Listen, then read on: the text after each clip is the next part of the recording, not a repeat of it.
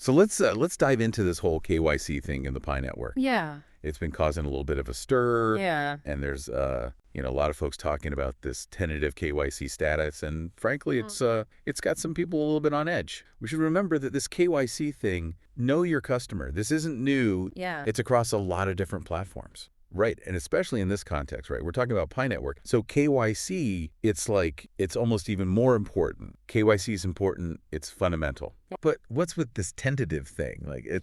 Well, and that's the thing, right? A lot of people, I think, have been sort of, worried about this. But from what we're seeing, it doesn't seem like it's affecting the majority of Pi Network users. It's more like an individual flag. Okay. It means something in your specific case needs a closer look. It seems to be more case by case. So what kind of things would trigger this, tentative label? Is it like forgetting to dot an I?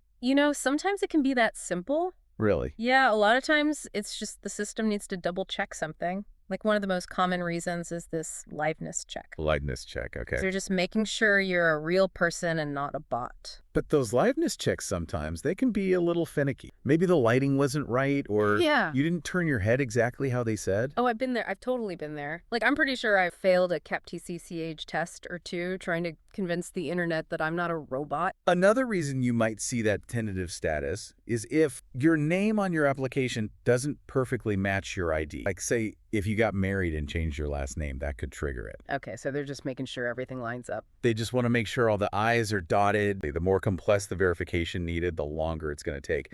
But one thing that's important to note is that from what we've gathered, Pi Network, they were actually working through these verifications. It's not like your application is just sitting in some digital dustbin. Okay, that's good to know. So let's get practical. What can somebody do if they're stuck in this tentative holding pattern? Yeah, great question. So a couple of things might happen, right?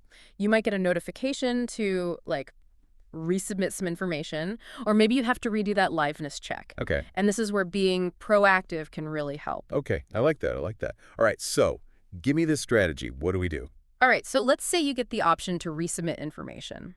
Take your time, scrutinize everything, make sure your pictures are crystal clear, all those details on your documents match up perfectly. Got it. No typos, no errors. So attention to detail. Exactly.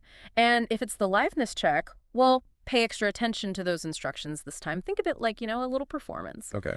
Slow and steady wins the race. No more frantic head swivels or awkward smiles. Exactly. Nice controlled movements, Okay. Good lighting, quiet space. Those can make a big difference. So it really does sound like a lot of this is about patience, but also about putting your best foot forward. Right? Absolutely.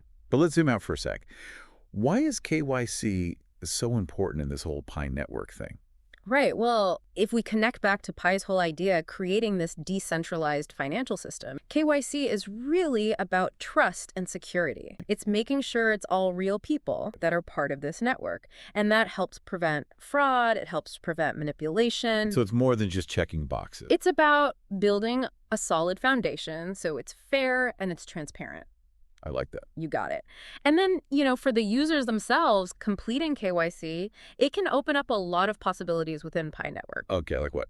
Well, for example, becoming a validator. Okay. Which means you're helping to secure the network, Yeah. verify those transactions. And a lot of times to do that, you need KYC verification. It shows you're trustworthy. Okay, so that's a more active role. What else? Well, another benefit could be that it paves the way for Pi to be listed on those cryptocurrency exchanges. Oh, okay. A lot of the big exchanges, they want to see strong KYC in place before they'll list something. So this is all about Pi becoming more accessible in the future. Exactly. Yeah, it builds credibility for the project. Okay. With exchanges, with regulators. That's essential. So it's like a seal of approval. Yeah, it opens doors. Makes sense. All right, so before we move on to the final part where we're going to explore some even more advanced strategies for breaking free of this tentative limbo, we want to hear from you. Yeah. What are your biggest questions, concerns about this KYC thing at Pi Network?